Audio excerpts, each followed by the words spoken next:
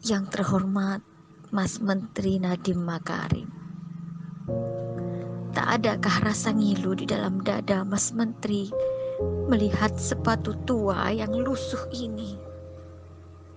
Memang benar sepatu tua ini terlihat bermerek, tetapi tahukah ini hanya sepatu loaaf kiran?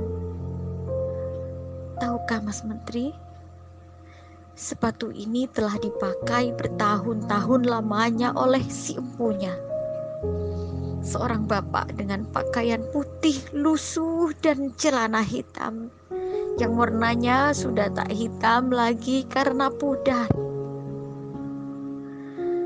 Mendekati usia senja, masih setia mengajari anak-anak di pelosok negeri ini membaca dan mengeja. Di saat putus pengharapan untuk mendapatkan hidup yang lebih layak, beliau tetap bersemangat, tak sekedar mengajar, tetapi mendidik. Gaji di bawah 500.000 sungguh tak cukup untuk makan sebulan, apalagi untuk membeli sepatu. Terpaksa di saat pulang mengajar, beliau mencari pendapatan tambahan sebagai pekerja serabutan. Tahun ini Mas Menteri memberikan secerca harapan untuk beliau, program P3K, untuk memberikan harapan kehidupan yang lebih layak.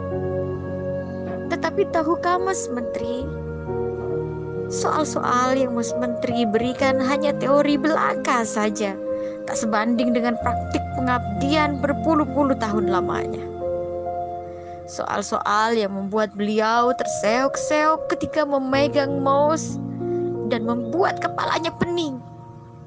Akhirnya passing grade pun tak diraih.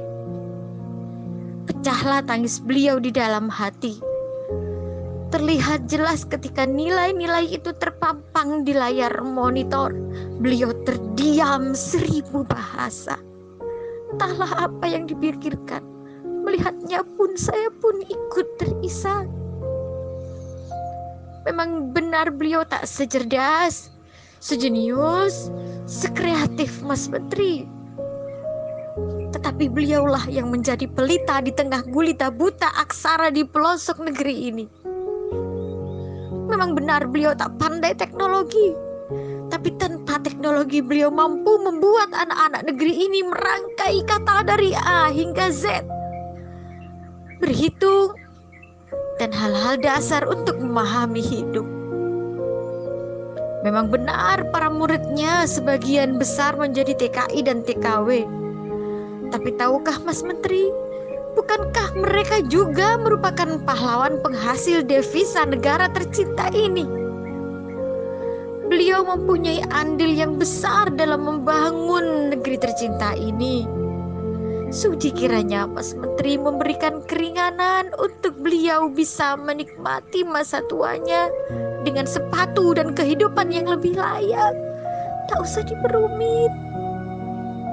Jika tak ada kebijakan untuk mengangkat derajat mereka, setidaknya di surga besok sepatu ini akan menjadi saksi bahwa ilmu yang beliau ajarkan sangat bermanfaat untuk keberlangsungan umat.